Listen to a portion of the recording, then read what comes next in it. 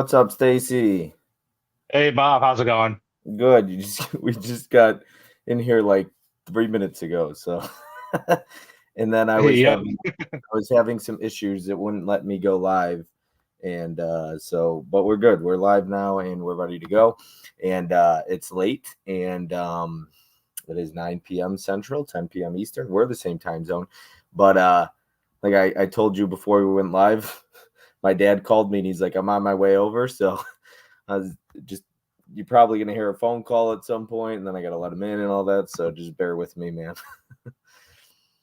But No problem.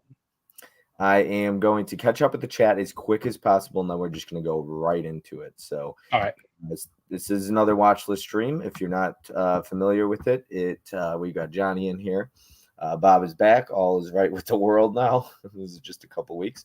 Hey, Bob and Stacy. We got Tony in the chat saying good evening. But yeah, we're going to go through it pretty quick. Holland Oates is here. Johnny saying hi to Holland. 10 movies he recommended, and I'll run through them 10 through 1. As always, I'll give my star rating. We'll discuss it. And then afterwards, backstage, I'm going to recommend 10 movies to him probably. So let's see here. We got Tiana in the chat, I believe. Yep, right there. Grant is in the chat saying hey to Tony. Mizzy's in the chat. And I know it's late, so anybody who's here, I do appreciate it. We got 19 watching. Adam is in the chat. Mizzy's here. We got Caprice saying hello, my darlings. What's up, Caprice? How are you? Thanks for being here. She was able to watch the last one I did with Fish for about 3.5 hours. And speaking of Fish, right there. Good evening. We got Grant saying Disney Horror of Girls, and Caprice is in the house. Adam, how are you? Mostly caught up with it. I just met up with Turner fan this weekend. It's my first time meeting him, and he is a Cardinals fan. But despite that, I'm not gonna lie. Rich was a really, really cool guy. You never know how you're gonna feel about people, and I'm just glad to have met him, man. He was really cool. I would hang out with that guy a whole lot more, and that's me being honest. Holland, my love, good to see you as always. What's up, Corey? Good evening, Bob, Stacy in chat. Jane Doletti is in the chat. I'm going to be doing a stream with her very soon. How is everyone doing? Hi, Marie. Hey, Marie. Holland Oates, Lady Jane, Caprice. Just a lot of highs back and forth, and I think I caught up with the chat. So, anything you wanted to say before we go ahead and dive right into it? Like I said, I'm probably going to get a phone call at some point. I've got the notes pulled up on my phone here. Yep, right here. And so it'll be a fun time. I think I'm ready to get at it. All right, sounds good. Let's get my list. Find the sometimes I do it on my phone, sometimes I do it in a notebook, and so when it's not like this, I got to find the movie for number 10. There we are. Okay, and then I got my star ratings on there and everything. Here we go. Number 10 is going to be a movie called, and I'm curious if I'm going to leave you with any surprises. Is your heart racing? Are you ready? Do you want me to guess what do you want me to guess what 10's going to be? No. So at the end of the stream, we'll do that. I don't know if you did that. Did you come with your ratings, number 1 through 10? Not really, but I mean, I can do it. Okay. It won't be that hard. You can do it while you're streaming. Now, did you predict my ratings? I kind of have it in mind. I didn't write it down, but I've got the movies all in front of me. So at the end of the stream, we'll go through and I will predict my rankings for you, and then you can predict what you thought your ranking would be for me, and then give your ranking as well. So okay, if that makes sense. Okay, cool. Yep. All righty. Okay, so with that being said, number 10 is going to be Beautiful Girls. And I got to turn my AC on here. It is hot, so I'm going to get that cranking here. All right, guys. Beautiful Girls, number 10. It's funny because going into your list, I was immediately very excited. I had told you, I said I wanted to get started because you recommended a lot of movies. 9 of the 10 are from the 90s, which is pretty cool. And I really wanted to dive into your list because I had pretty high expectations for a lot of the movies. I was really excited. They weren't like first glance, and I was like, oh, I've got to procrastinate. I don't want to watch these movies. So I was really excited, but I didn't really like this movie. I gave it 2 stars. I wrote down a quote. I write down a lot of quotes when I'm watching these movies. I wrote Rosie O'Donnell saying, "God made us fatties with big, beautiful tits." That was pretty funny. I'm not a big fan of hers, but her rant in this movie is pretty damn funny. Be careful, because that's Fish's girl, right? That's one of his 3 hall passes. Rosie O'Donnell. So God made us fatties with big, beautiful tits. I thought that was pretty funny. I wrote unlikable characters that never really learned their lesson. Just boring and long. This movie doesn't go anywhere. It just feels pretty pointless. I more than likely won't ever rewatch this. I didn't absolutely hate it, but I definitely didn't like it. And I think I'll dive more into one of the things. Yeah, the Natalie Portman storyline was pretty uncalled for. Yeah, that definitely wouldn't fly now. No, and I think I looked it up. She's like 13 or 14 or 15 in the movie. But I'm definitely not PC. Let me be clear about that. So I don't look at movies and go, oh, this didn't age well. Yes, some movies don't age well, but it doesn't bother me, right? I'm not a sensitive person as far as that goes, especially. I don't get easily offended by that stuff. But that was just kind of creepy, that storyline. And there's really no 2 ways around that. The whole, if you were just a few years older, or if we met, or whatever, I'll wait a couple of years for you to turn 18 or something like that. It's like, it's a little creepy. I did enjoy the piano scene in the bar. That was fun. Touching hands, reaching out. Yep. Touching me, touching you, sweet. That's probably the most Caroline. Iconic scene from the movie. Yeah, I like that. Who doesn't like that song? I did enjoy most of the music, so that was another plus. And that's what I wrote down. So I wasn't like super into the movie. Didn't get overly like really into it. I just didn't love it. Yeah, that doesn't surprise me too much. It was probably in my pick of, there's probably 2 or 3 movies here that I figured would be kind of in this range for you. And I honestly, looking at all 10 of your movies, they all looked good to me, though. Like, I was excited about all 10 of them. But this is my lowest. It's 2 stars. I gave it 2 stars. So Mizzy was talking to me. He's like, did anything get like 1 star from him? And I was like, no 1.5. It's a 2. So it's definitely not the worst recommendation by any means. I just didn't really enjoy it. It felt long. It felt its runtime. It just, not really overly enjoyable. It's one that I've rewatched this quite a bit, actually. This is probably the first time I've watched it in a couple years, but this used to be something I probably watched once or twice a year. I'm just kind of a sucker for those high school reunion movies. And that's basically what this is. I hear you. If you like high school reunion movies, then you should, I guess maybe I'll put it on your list at the end of the night and we'll see if you've seen it. So I've got like 16 movies for you set aside. We're going to see if you've seen them. And I'm about to add one of them right now. And we're going to see if you've seen it at the end of the stream after we go backstage. So we shall see. But I'm trying to look for your list. I got so many lists on my letterbox now.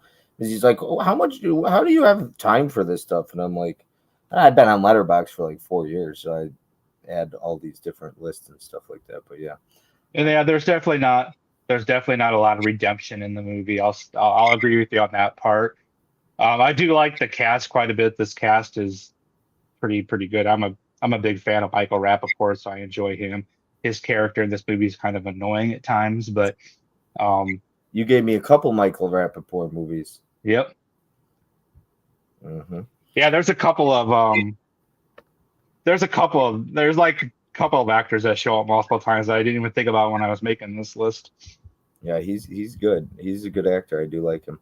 I'm going to catch up with the chat, and then I'll let you finish your thoughts here. Rich is super cool. Love seeing him in the meetup video. Thanks for that, Bob. Same to you. I really hope we get to hang out again. Absolutely, Turner fan, man, for sure. Johnny, we got John Doe Juggalo saying, good evening, my friends. Hi, Bob, Stacy, in chat. What in the world is that film? Never heard of it. I don't think Tony would like it. It's not something I would recommend to him. I really enjoyed Beautiful Girls, Fish said. Excuse me. Marie says, Ms. Johnny Boy, Basement Tony, and Fishy, Tiana Girl, what's up? What's up, Marie? How are you? Hey, Holy Oats. Hi, Tiana. Lots of highs back and forth. Sorry, I'm late. You're not late. We were late, if anything. Only thing I can't remember about Beautiful Girls is that damn Split Easy song, split end song. I got you. I it sounds familiar. I think I know the song. But yeah. See, he knows the song. Yep. Yep. Sweet Caroline, come on. Bomb, bomb, bomb. Yeah. I would never win. I'd be one of the people on American Idol that like is on the comedy portion of it. They would definitely do that for me. I would make them run out. Saw this in theaters, enjoyed it, then owned but haven't rewatched it.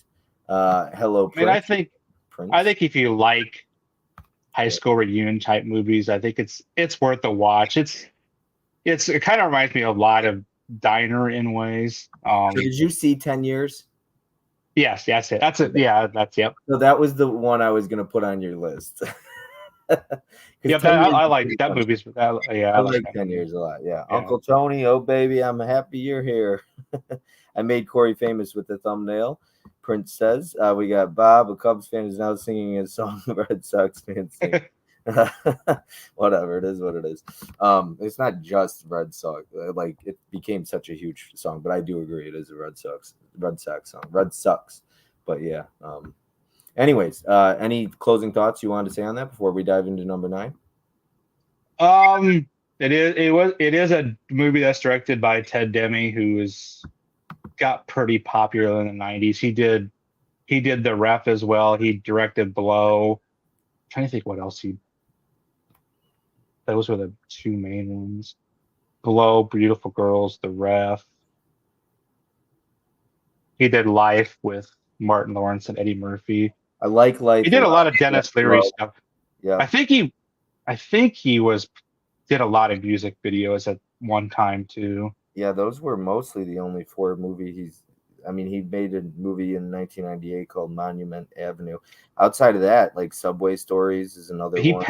He passed away back in 2002, so he was only 38. Okay, yeah, so he didn't get a chance to direct a whole lot then. Yeah, he produced Rounders, which is awesome. Yeah, it's a great movie. All right, number 9. Yep. Okay, this one's going to shock you. It's definitely going to leave you with your jaw on the floor.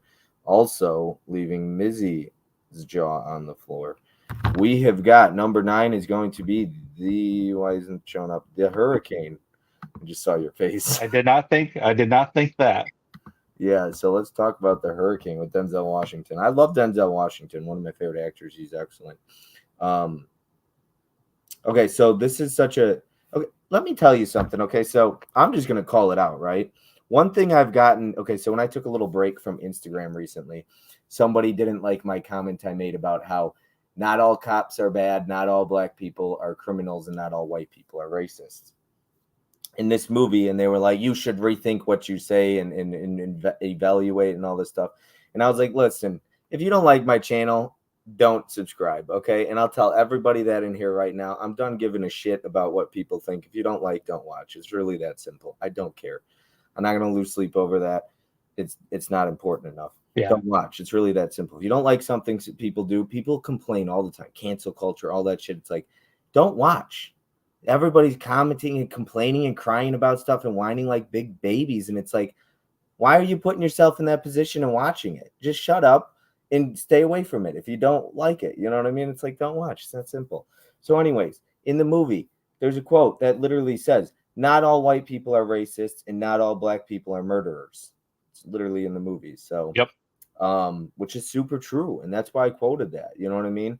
And I wrote, writing is another quote that I agree with.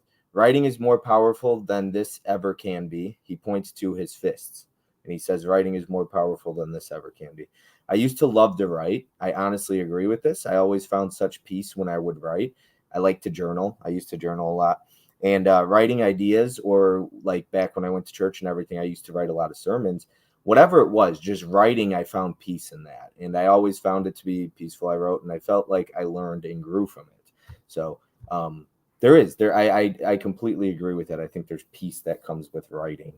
And have you ever written or anything like that? Do you find peace in that or anything like that? Never written, no, not really. Besides school stuff, but That's fair. That's fair. That's fair. Yeah, and I don't like school. This movie was absolutely nothing like I expected. I went into it expecting a boxing movie. This is a minor spoiler. It's just the story I'm talking about here. So if you haven't seen it, just a heads up. I went into it expecting a boxing movie, and you really get like no boxing in this movie. It's minimal to no boxing. did Um, you Instead, it's almost like a murder mystery. It's clearly a biopic, but boxing is almost non-existent in this movie. So I think that was a letdown for me because I went into it with expectations of I'm watching a sports movie. Go ahead. You had a question. did you know the story before you watched it? No, no, not at Okay. all. That Nope. would probably that would I think if you knew Hurricane Carter's story before you went into it, that part of it probably wouldn't surprise you as much that this is Okay. what this movie was going to be. Yeah. Yeah, because I didn't know that. And sometimes I like not knowing, but I can see what you're saying as well. Um, when I watch, what I do agree with you because there's a movie we're going to cover next week, and I'll talk about that as well. And she's in the chat listening right now. She's like, I know which one probably, but yes, I do agree. Sometimes I think if you know the story, you might appreciate a movie more. You might be able to relate to it, or if you grew up with it, or whatever. If it was close to you, you might have more of an interest, I guess, in the story as well.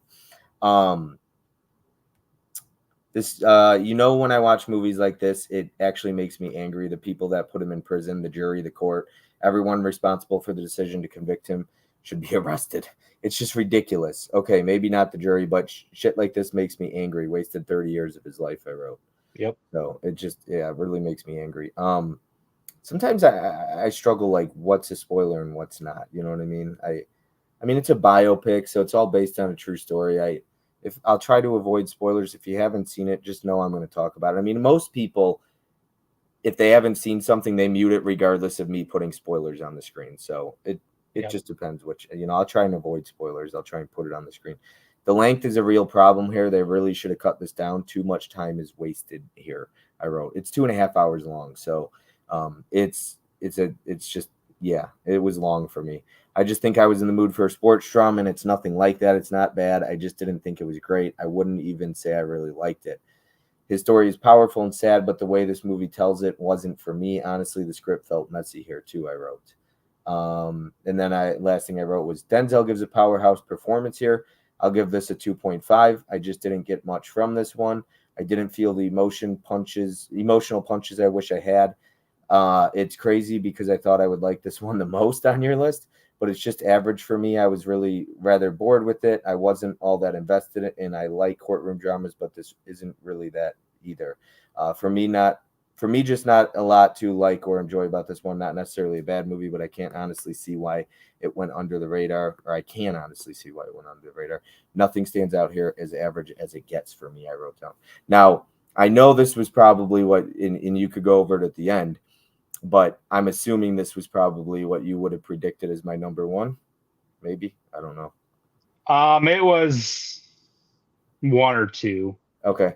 Well, make sure you don't at the end give your ratings of what you thought I would give it, but don't do it based off of what Yeah, you're I know. seeing me Yep. do now. Make sure Yep. you're not biased or whatever. No cheating at the end. So but it's funny too because a lot we haven't gotten into them yet. Well, beautiful girls, fish like, but there's like at least three movies on this list, and three movies that I knew of, and plus Beautiful Girls that Fish loves, and so you and Yeah, him we are we very, very yeah similar. we talked about that when we were making this. I was giving you this list.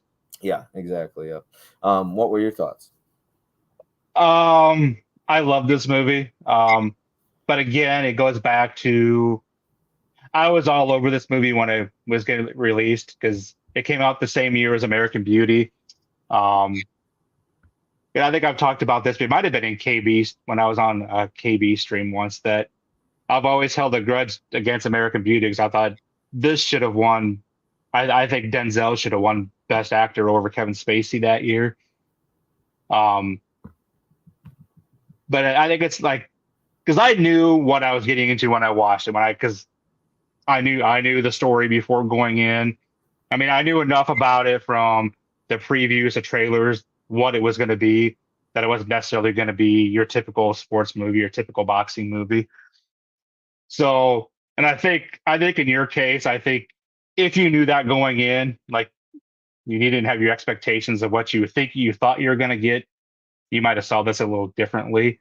I do agree it's a little long. They could have,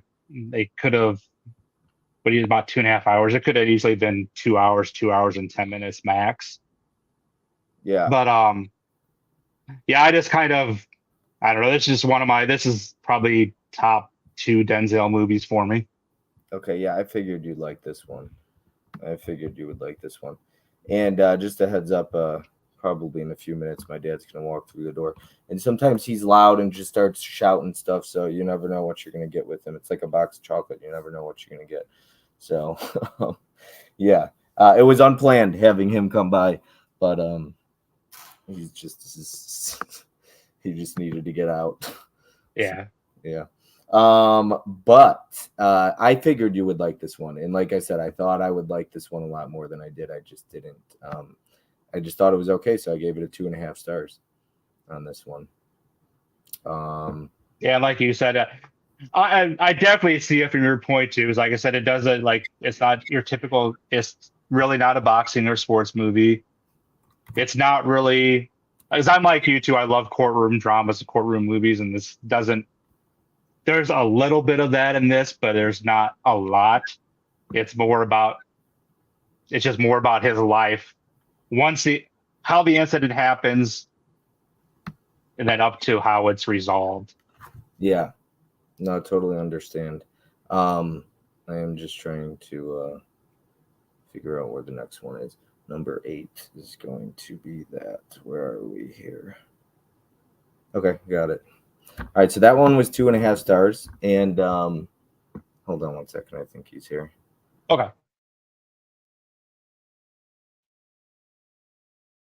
Okay, so like I said, he's here, so you never know. Okay. All right, so number 8. You want to dive into number 8 after I catch up with the chat? Yep. Okay. You can do that. There is a lot of there's like 86 comments. Now, granted, Yeah. I know that usually some of it is just highs back and forth, so I'll try and skip those and catch up as much as I can. Let's see here. So many chats I gotta catch up with. Oh, what the hell, Bob? LOL.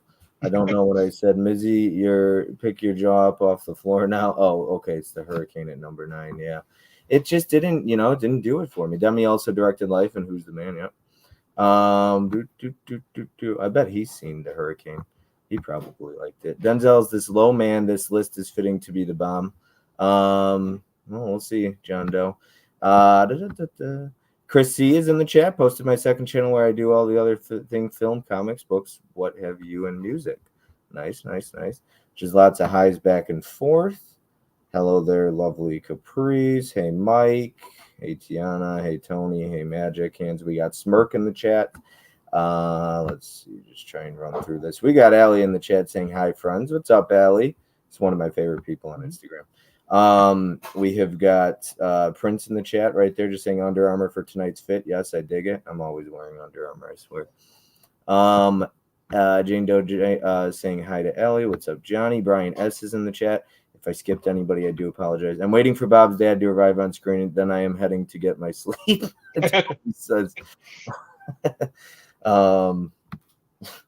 Let's see here. We've got favorite May delivered Tony. What's up, Maya Killer Podcast? Mel is in the chat.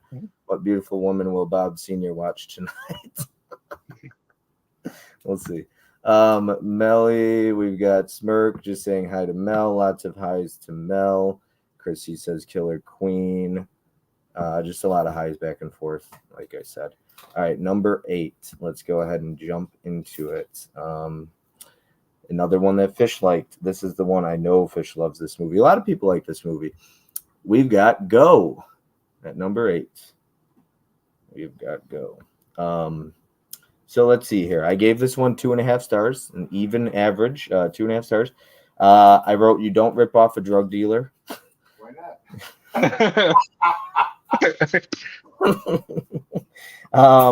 back when you were 17 years old and $200 was a ton of money. Yep. In high school, I got ripped off like $300 at a job, but this was when I was like 15 years old.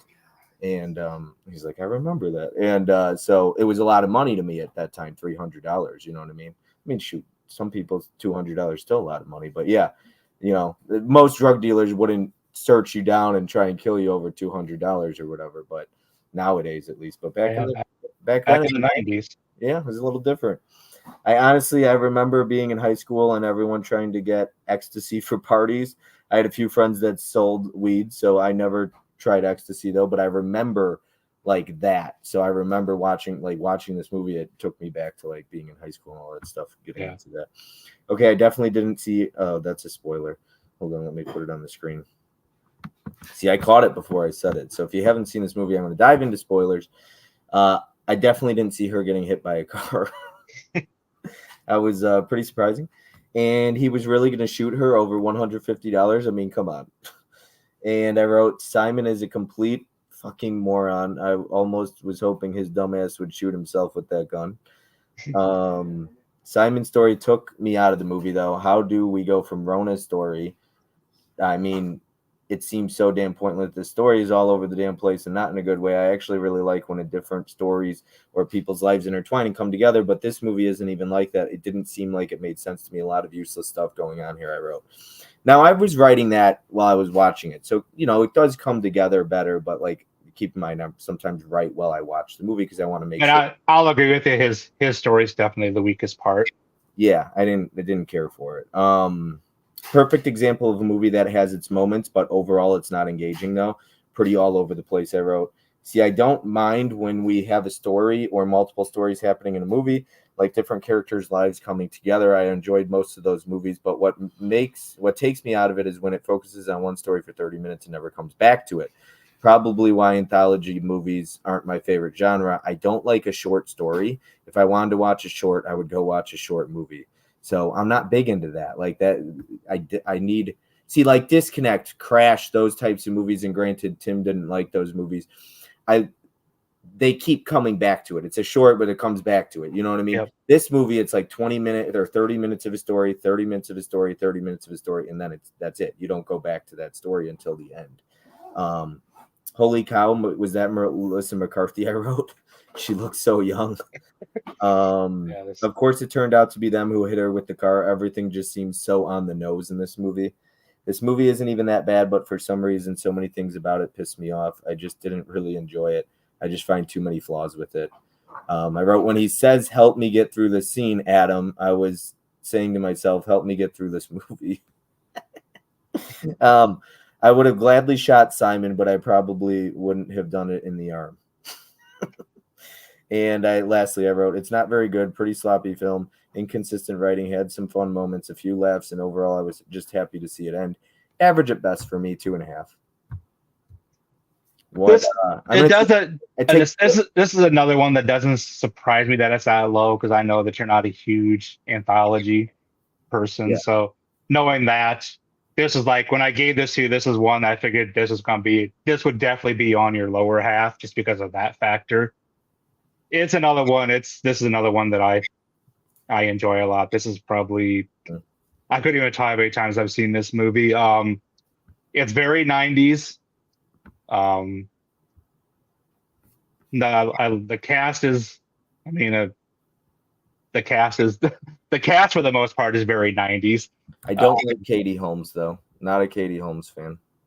Yeah, that's another thing. After I gave this to you, then I'm like, I think he mentioned to me once that he's not a big fan of hers. Yeah, she's definitely not my favorite. And the Simon story I agree totally. That's the weakest part. Yeah, I love Timothy Olyphant in this movie, though. He's cracked me up. He's good. He's always good. He's a great actor. He's a great actor. And this is a very early Doug Liman movie. I don't know. I'm trying to think of the only thing he did before this was Swingers, maybe. Okay. But he's went on to do a bunch. He did Mr. and Mrs. Smith in Jumper, I think. Trying to think what else. But this is very early. Jumper. I like Jumper. I do like Jumper. It's it's not great, but I watched it in theaters when I was a kid. So teenager or whatever, growing up. So those movies mean a little bit more. It's got a great soundtrack too, though. Yeah, it does. Absolutely, I do agree with that, and that always helps. Did you want me to catch up with the chat and then run through number 7? Yep, go ahead. Okay, cool. All right, 30. Not too much to catch up with in the chat. Just 30 comments here. $200 is still a lot of money, he says. Tony. April's in the chat. What's up, April? Johnny's wife. Go is a great movie. Hi, April. Fish likes everything. Tony says, hey, Melly. Johnny is making me say hi to everyone. Hurricane was very good. Hey there, pretty lady Caprice. Okay, so just a lot of highs back and forth saying Go is a great movie. Johnny says Go is a great movie. Draculina, aka Vamp Queen. Hello, thank you, Chris. After what I posted yesterday, Mel made my day. Got bonkers. Bob, thoughts on Long Legs? It was above average. I didn't like it as much as everyone else did. Well, Bob crapped all over Go. Corey gone viral, pretty good. Damn, LOL. Need to see Go. And Tiana with the super chat at $13.99. How do you not like Katie Holmes? I watched Dawson's Creek, and I just think she's the weakest part. She's not she's not a great actress. But thank you for the super chat. I appreciate it. If I offend Katie Holmes more, maybe I'll get more super chats. Bob, you just continue to shock me with the stream. You haven't seen Birdman too. Yeah, no, I bought it the other day though. Gifted 5 Bob's Blu-rays memberships. That's so cool. That's never happened on my channel, so that's super awesome. Nice. I don't know how that works, but Caprice, that is super badass. I've seen it done while I'm in the chat before, and I think it's really cool. So I think that's awesome. Thank you, Caprice. That is super cool. So generous with the gifts, Caprice. See, yeah, I think it's super cool. I don't know how that works, who gets them and stuff like that, but I think it just randomly picks people. Okay, gotcha. It would be number 7. We're gonna go into next.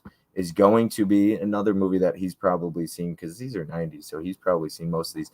We've got number 7 is going to be With Honors, with Joe Pesci and Brendan Fraser, right? Is that how you pronounce it?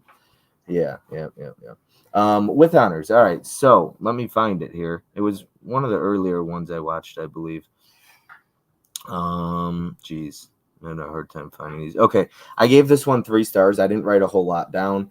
You know why you hate me so much? Because I look the way you feel is one of the quotes I wrote down. Yep. I think that was a really important quote. Joe Pesci is so great in this. It has a great message. It's surprisingly pretty emotional, I wrote down. And I said I didn't think it was great, though. It's decent. I honestly think it was just too late when I watched it, and I wasn't in the mood for this. I believe on a rewatch, I'd like it a little bit more possibly, but there's some pacing issues. I felt like it felt a little bit long, but like I said, I thought it was above average. I gave it 3 stars on this one. And I thought it was surprisingly emotional, which I would usually like stuff. Yeah, like I didn't remember that. I didn't remember because it's been a long time since I've seen this. I used to watch this quite a bit when it first came out. I always remembered enjoying this, and it's something that I hadn't watched probably in a decade. And this is one of them I think I rewatched actually yesterday, I think. Okay. You rewatched all 10 within the last 3 days. Yeah, 3 or 4 days. Yeah. Yeah. Yeah. Joe Pesci was amazing in this. I like Brandon Fraser's character quite a bit, and Maura Kelly that was in this. Yeah, the other couple from One Tree Hill. Yeah, Cutting Edge. I thought that was pretty cool. I like Maura Kelly as well, so that was pretty cool. I remember watching One Tree Hill. I think she plays the mother in One Tree Hill. So good to see a very, very early Patrick Dempsey. Yeah, I don't think he. I mean, he'd done a few things before this, but not a whole lot. Well, is this the 90s or was this late 80s? 90s. Okay, so I think Loverboy was Johnny could probably tell me, but Loverboy had to be yeah, that was Yep, that was before this. 89, 90, or 91, I think Loverboy was. I'm pretty sure. Johnny's probably. I think Can't Buy Me Love was before this. Can't Buy Me Love was the 80s. And speaking of Can't Buy Me Love, he freaking loves that movie. That's one of his favorite movies. It's one of Tony's favorite movies, and it's one of Fish's favorite movies, too. Yep. That's an Yeah. awesome, very awesome, underrated movie. Can't Buy Me Love's so good. And you don't have to. Honestly, the more men I talk to actually like that movie more than anything. So it's not one of those like, oh, chick flicks, you got to be a woman or whatever to see it. Like, no, it's a good movie. So yeah, that's a good one. Yeah. So I figured you liked this one as well. Obviously, you liked all 10 that you recommended. Yeah, Can't Buy Me Love was 87. Loverboy, I said 89 first. I was right. 89. This was 94. This one, see, 94. Okay. Usually go to Johnny for all that stuff because he knows which one's it and all that stuff. So he's a badass. Oh, with honors, beautiful story. Jane Doe. I like to say Nikki. I'm one of those people. I call people by their name. Magic Hand says With Honors is a great movie. Hey everybody, not yet Tiana, but I promise I will. Steve-O, okay, With Honors, beautiful movie. Haven't seen this one, but I'm sure I'm gonna like it, right, Tony? Tony, Fish likes everything. Joe Pesci is great With Honors. Fish, that was Fish. well done. I think Fish will definitely like this. He would like this, but that joke he said, I'm definitely gonna. This is funny. That's well timed. Fish sassiness got back at Tony. That's funny. Steve, yep, it was a very well timed comedic timing. Fish. I've never heard of this movie before. You need to check it out, Tiana. 1994. I'll add it to the list, Johnny. Loverboy, yep. All right. So, and Can't Buy Me Love and Loverboy are fantastic. I love Loverboy. Is Can't Buy Me Love the remake of the Nick Cannon class? No. Hey, Steve and Joe. What's up, Allie? All right. Did you have anything else you wanted to say on it, or do you want me to dive into number 6? We can move on. Okay. All right.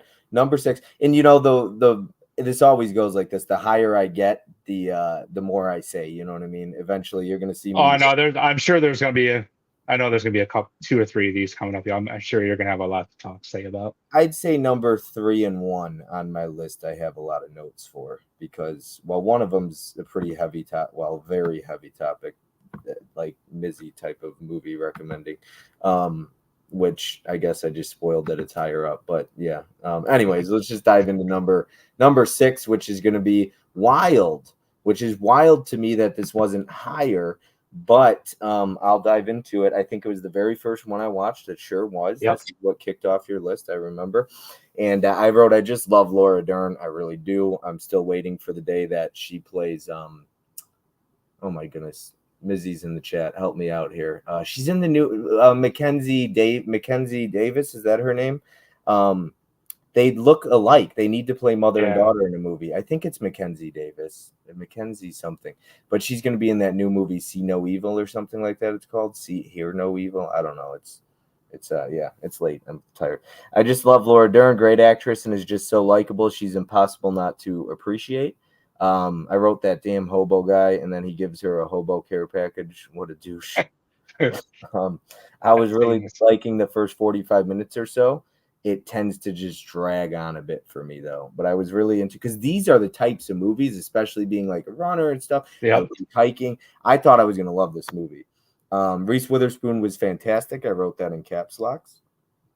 I think I came into this one expecting to like it a lot more.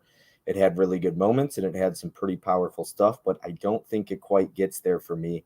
It didn't quite reach that emotional impact that I thought it would.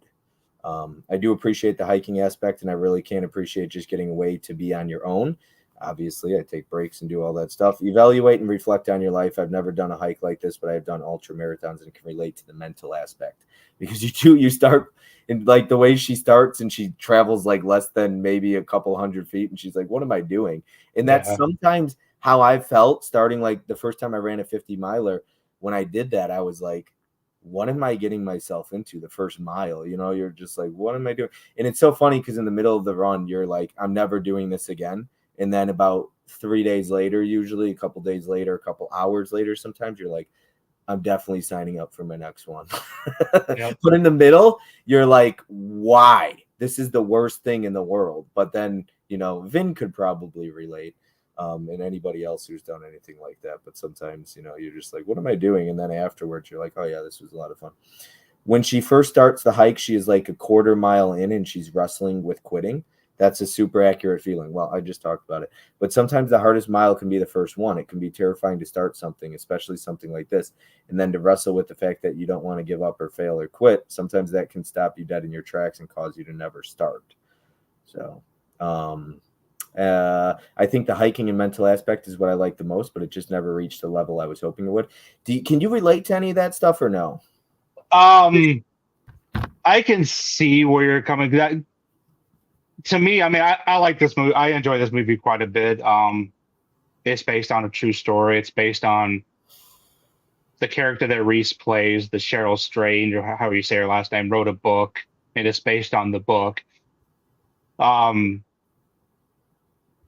I wish it would have focused more on the hiking part. I mean, there's a lot of the movies on that, but there's a lot of flashbacks to her life as she's going on this, as she's doing the hike, which at times some of that stuff kind of took me out of the movie at times, but I would have rather been a lot more focused on the actual hike and the events of the hike, because I thought that was definitely some of the more interesting stuff. It does, I mean, it goes down some very dark roads at times in this movie when it's doing the flashbacks and going over her story and why, I mean, basically why she's doing this, but very dark at times. Yeah. And it's, I always enjoy movies like this. It's, I mean, Into the Wild's another one that I enjoy a lot, which I think is much better than this, but this is, I do think Into the Wild is better than this one. I do agree with that. I think that focuses a lot more on his actual journey that he's doing. I wish that's what this would have done a little more at times, but. And I get a lot of really memorable quotes from Into the Wild. There's a lot of good stuff in that one. I think I relate a lot to that one. I also related to this one. It was slow. I wrote, I think the hiking and mental aspect is what I like the most, but it just never reaches the level I was hoping it would. I think I already said that. Sometimes you just need to get away, spend time with yourself, and shut everything out. I've done it multiple times, and being in the wild and hiking a trail can be the best place. I truly believe you can find yourself. I wrote, I used to go to a retreat center once every year or so, sometimes twice a year. And I would go for a few days. I would shut my phone off. I would fast. I'd go for walks on the trails. I'd just sit in silence and stillness, really. And I read, prayed, wrote, and just listened in the quiet. And I needed to do that every so often to reflect and learn about myself. And it's why I take breaks. It's why I walk away at times. I need those moments, the stillness and silence, the shutting everything down. And honestly, if I didn't take breaks to unwind and relax and be myself, I'd lose my mind. And I'd probably just shut it down for good if I didn't. And so, that's why I take breaks, because otherwise I'm the type of person, I'm all gas, no breaks. And sometimes that can be a good and bad thing. And so I can easily be an all gas, no breaks type of person and just shut everything down. YouTube, Instagram, and be like, I'm done with it. So I need to. And I'd probably just shut it all down. So taking those moments that I need to keeps me sane and always allows me the ability to come back when I'm ready. And I think I'm better when I do that. Overall, I didn't mind it. I just didn't really think it was all that great either. Good enough, but not sometimes. Something I would probably revisit often. And my dad was just saying, he's like his father. He just talks and talks and talks and talks. Yeah, I'm interested. I just recently found the book at a thrift store, so I definitely want to read that to see how much different the book was from the movie. Yeah, I don't read a whole lot of books. I want to get more into it. I like to read more books that are like about people's lives and stories. So that could be a good book for me to read, but I definitely don't read a whole lot of I wouldn't read like Twilight or Hunger Games or any of that stuff. I don't think it's a very long book. Yeah, I think it's only a couple hundred pages, but okay. Did you have anything else you wanted to say on it? Because I'll let you go ahead and talk, and then I'll catch up with the chat once you're done, and then we'll dive into number 5. I think I went over the majority of stuff. Like I said, I wish it would have focused a little more on the hike and the journey of the hike than it did. It was a little long with all the flashbacks. I mean, it's still under 2 hours, but Mm-hmm. I would rather spend. They probably spent a good 40 minutes on flashbacks. I would have rather had 20 minutes of flashbacks and 20 minutes more of what actually went on when she was on the hike. But other than that, it's pretty. I mean, it's one that I've rewatched. It's probably the third or fourth time I've seen it. You know Johnny hates Reese Witherspoon, right? Oh, really? I didn't know that. Yeah. Johnny is not a fan. He on the Hall of Fame stream, he said he's like he can't stand her, and the reason he hates her is because of the face she makes, and it's this one in Cruel Intentions, and when she Oh, does really? those faces, that's what made him hate her. And yeah, Ellie didn't appreciate it, and neither did Fish, and they were like, "How can you hate Reese Witherspoon? It's not possible." But for Johnny, it is, and he also said that if he could punch anyone in the face, it would be Jonah Hill. I think Turner fan agreed. He said that he's got a very punchable face. I don't disagree with that. Let's see here. I'm trying to catch up with the chat. Yes, Mischief needs a great release. So I love the movie Mischief. I don't know where that came from, but I agree, Mike. Wild is on my watch list. I showed him that movie Mischief. Have you ever seen Mischief? A long time ago. I don't remember much about it, but That's fair. Wild, I love. I think I just found it on DVD not too long ago. I need to out there He watch. had Wild on his next list prepared. Look at that, Joe. Reese making my skin crawl. Thanks, Bob. Hopefully, Higher Learning is on this list. Joe says, "Speak no evil." Haha, Johnny. I like Wild. I love Reese. Since you said other Rappaport film, me too. April. Tiana says, "I thought so, Joe." I thought so too, Joe. That's what Jane Doe Letty said. Nikki, 29 are watching, but only 11 likes. Let's help Bob out, everyone. No big deal. I love Reese's. Hey, Steve, what's up? Either Higher Learning or maybe Zebrahead Joe. Johnny likes sour cream more than Reese. I hate sour cream, man. I would rather watch a Dakota Johnson marathon than to have to listen to Reese Witherspoon utter a sentence. You are correct, Busy. I don't like Into the Wild. Is that Emil Hirsch? It is Emil Hirsch. Johnny Reese has way more movies than Dakota. Let's not start. I didn't even bring up Dakota Johnson. So. I was gonna say that didn't get brought up yet. April, Johnny wants to do a marathon. Deep down, Johnny really does love Reese. You know, April's favorite actress is Dakota Johnson as well. Isn't that right, April? Yeah, Holland, that's a great idea. Tiana, hello all. I'm sorry I'm late. What's up, Nicholas? April's about to have another accident, everyone. Oh, my goodness. We got April laughing. Johnny's bringing down the hammer on Reese Witherspoon. Probably won't want to watch Legally Blonde marathon. I don't think so, Ryan. We got Steve in the chat saying, "Greetings, gentlemen and Flick friends." What is up, Steve? We got Steve. Hey, Steve. I guess he's one of the ones that got the memberships, I assume. April, is that why Johnny hates Reese? April says, "Who knows why Johnny hates the things he does?" Johnny hates it. America's Sweetheart, Reese Witherspoon. April, love it. I'm just trying to get. Yes, I love Dakota Johnson. See it. Okay, I don't even think my dad knows who Dakota Johnson is. Let's see here. You want to dive into number 5? Yep. Okay. Number 5 is going to be Debbie Does. I'm just joking.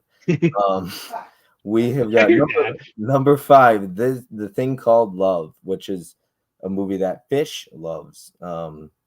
I like this one. Let's see where The Thing Called Love is. I gave it 3 stars. So the funny thing is, I don't want to spoil it yet. I'll get to it at the end. But The Thing Called Love, I gave it 3 stars. She wrote the check out to selfish, arrogant dickhead. Yep. That was great. Can you imagine writing a check to a selfish, arrogant dickhead? She wouldn't have married him in the first place. Honestly speaking, they just didn't make sense for one. Oh shoot, I gotta spoilers here. Oh boy, I'm sorry. She shouldn't have married him in the first place, I wrote. Honestly speaking, they just didn't make sense for one another. I understand that marriage and relationships take work. It requires sacrifice and compromise. But those two didn't make sense to me. Kyle was better for her, in my opinion, but he wasn't the answer either. She was stupid to rush into a marriage with James, I wrote. I didn't buy into Yeah, that's the I agree with that too. That's like that's probably the one part of the movie that it definitely my least favorite part of the movie. Yeah, I didn't buy their relationship. I wrote River Phoenix was fine in this, but I don't think there's a movie that I've seen him where I was blown away. I guess I didn't grow up with him, but I definitely didn't love him the way you or Fish do. I wrote. I didn't buy into the chemistry between James and Miranda, and I wrote pretty good, but not great. Didn't break ground for me. Starts out good, but never really scratches the level it can or reaches the level it can. It's a sweet ending, maybe too feel good for me. So I'm going to take spoilers off if you want, unless you want to touch on spoilers before I take them off. I don't think I have any spoilers. Okay. This is one that I think this is one that does. I'm kind of surprised that this is that high for you, but it's another one I hadn't watched in a while, but it's another one I used to watch. I used to watch all the time. I'm a sucker for these kind of movies that are based music related stories. So that's kind of why I kind of figured that might be why this is a little low. Because I know you, because I think wasn't it Allie's stream that she recommended a lot of those, like, wasn't it like Sing Street and Once and hold on, go ahead, show me. My dad's cracking up right now. He's just here. I'll let here. Take a look at that for a while. It's a bunch of Taylor Swift cups. He's just cracking up right now. So the movie theater AMC, they gave me 50 Taylor Swift popcorn buckets and like 25 of these cups. So any Taylor Swift fans, like I reached out to April and I was like, do you want any? Holy jeez, many. We get them donated to work all the time now too, and it's like I remember when those things were gold. People were trying to get those weeks ahead of time. Jeez. Yeah. So Mizzy's like, sell those. I was like, no, I'll just give them away. So I should have brought them with to Iowa this weekend and given Mel a couple. You never know. Yeah. So I kept one cup myself and one popcorn tin somewhere around here, over there. Yeah. But my sister's like a huge Swiftie. So, but yeah, back on topic here. He was cracking up at that. Yeah. But it's I enjoy the cast a lot in this. Big fan of River Phoenix. I thought Sandra Bullock was pretty awesome in this. This is a pretty early role for her too. Like I said, I'm just kind of a sucker for these movies that are music related and based on music related stories. But like I was saying, that's why I was kind of like thinking this is probably going to be in your lower half, because I remember on Allie's stream she had a bunch of music related stuff too that you weren't the biggest fan of. I'm trying, like, looking back, Ellie's list, there was only like one from what I remember, and I'd have to pull up her list that I didn't like on Ellie's list that I hated. But it depends on when it comes to music. Don't give me a musical. That I usually don't like. Yeah. But this was I don't mind country music like the way some people do. I don't listen to it in my car. It's not what I listen to. I listen to a lot of podcasts though, like not a big music guy. But in a movie I don't mind it. You know what I mean? So this wasn't bad, and it really could have been better in my opinion. I like Sandra Bullock. I don't think, like I said, it didn't reach the level I wanted it to. Yeah, I could. Yeah, I could. Yeah, I definitely can see that. And again, it's a very, very 90s movie. I enjoyed Dylan's character in this quite a bit too. I really enjoyed all the characters and their stories in this. Like I said, this used to be one that was on my rotation list. I used to probably watch this at least once a year, but yeah, it's not bad. I would totally buy this. I think it has a Blu-ray as well. So I don't think it does. I don't think it's never gotten one. Oh, it's never gotten a Blu-ray. Okay, I thought this one might have. No, there's several of these movies have never gotten one. Oh, I already looked up a couple of them. Yeah, and I would definitely be interested if they did. I'm trying to. Okay, here we go. Because I know which one you're talking about on Ellie's list. You're talking about Begin Again, which was the John Carney movie. Yep, I know which one you're talking. Yep. That's the one. Yeah, And that one I gave like 3 stars, which is the same I gave this one. So Yeah. yeah, exactly. Yep. Okay. Let me catch up with the chat here. I'm just gonna highlight this one again. Yes, I love Dakota Johnson and April. Thank you. This is why April and I are best friends. Fish River own the video cassette, Grant says. River Phoenix, I like this movie. Haven't seen it in a bit. Need to rewatch it. Capri says, not gonna badmouth thing called Love out of respect for River Phoenix because of Paramount Movies. Yep. Oh no, Johnny, don't. LOL. It's so weird watching people on mute because I haven't seen it yet. Yeah. Capri says, what's up, Dad? Eris Cups. Hey, Bob Senior. Bob's a Swiftie. Oh God, don't send them here. I want a popcorn bucket. Mike says, what's up, Pops? Yes, I want them. Don't listen to Johnny. Laugh out loud, Irish Cups. I already asked April, and I definitely going to have a popcorn bucket for her. And she said it was because Johnny wouldn't give her a popcorn bucket at the theater. Like I said, you got to sell them cups. I'm giving you all the musicals list being revised. April says, yeah, Tiana, he could make money selling those. Johnny would buy me one for sure. Right, April? I told him before. Capri's laughing. Those cups could help protect some movies in transit. Hell would freeze over before I have Swifty shit in this house. He liked the movie though, and I don't ship. It takes me like 8 years to ship anything. Swifties are crazy, right? April, Johnny, DVD only. Sadly, Johnny, you don't leave me. Yes, we are. Tiana, right? April. Anything else you wanted to say on the movie?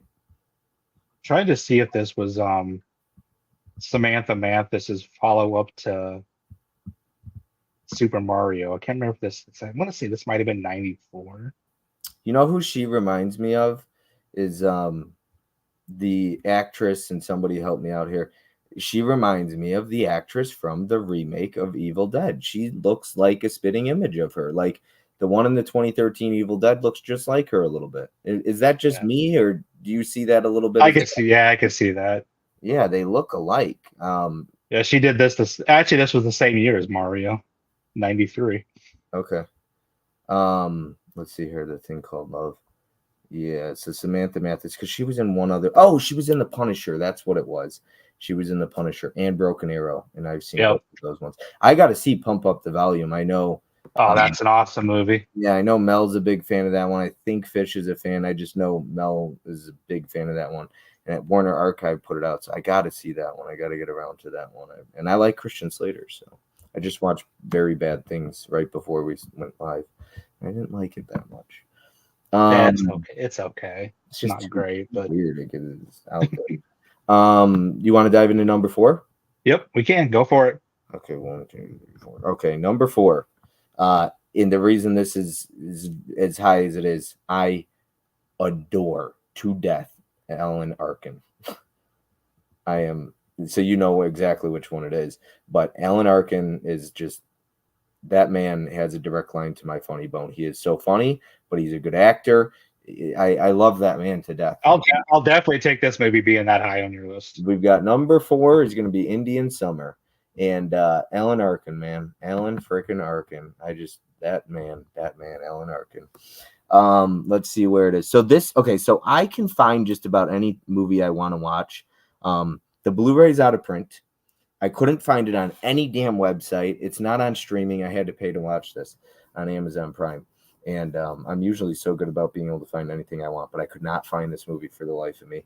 And so at this point, we still don't have a 4-star movie. And you got to keep in mind, I was watching this and I was like, this could be one of the ones that reaches 4 stars. See, I thought for sure Hurricane was.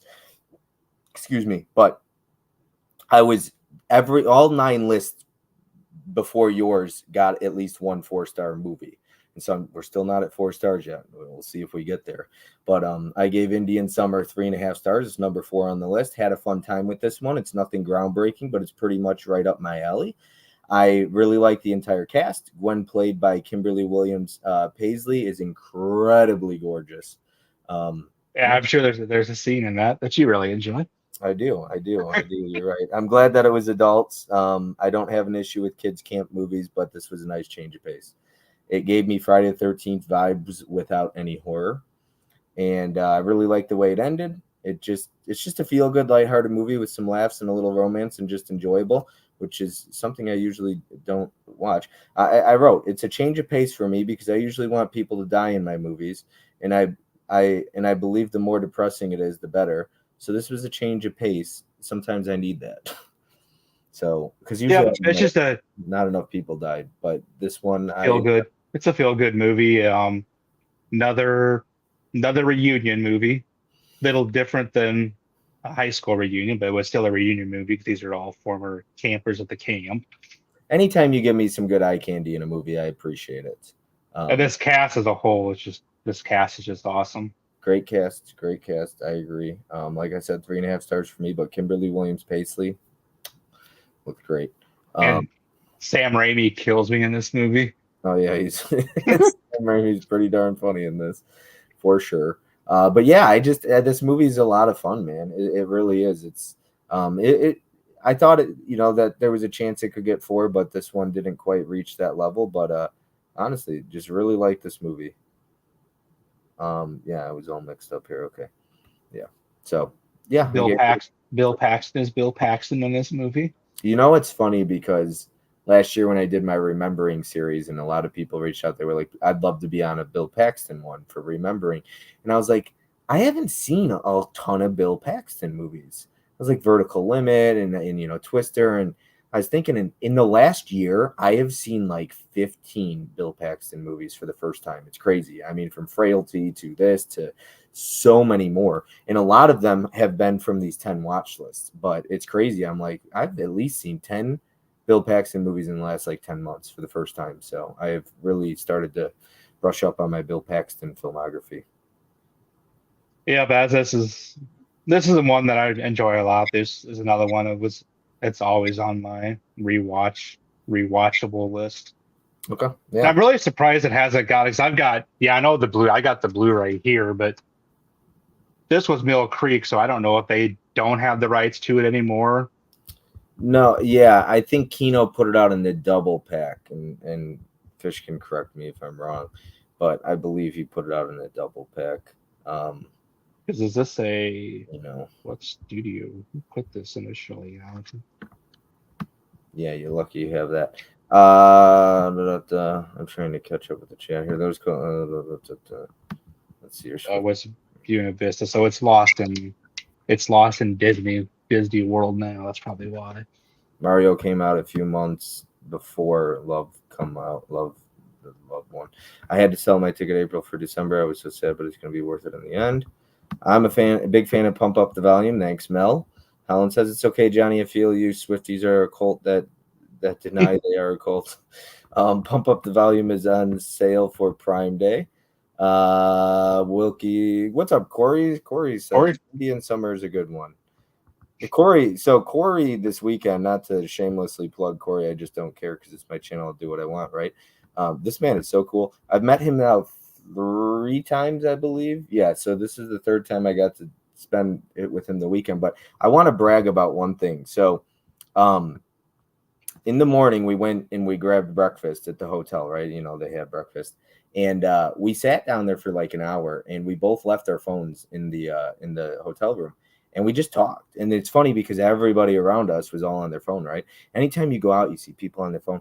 It was so nice to have a conversation with Corey and not be on our phones. And I'll be honest with you, a lot of these meetups, when we do them, people don't live on their phones. And it's super cool to see. It's refreshing in a world like today where society, it's just everybody's on their phones and it's such a big distraction. So I keep bragging about that, but yeah, it was super cool. And that's why I love the movie Daddy-O so much. And I was telling Corey, that's what it reminded me of, just talking to him without phones and fucking apps and all that stuff.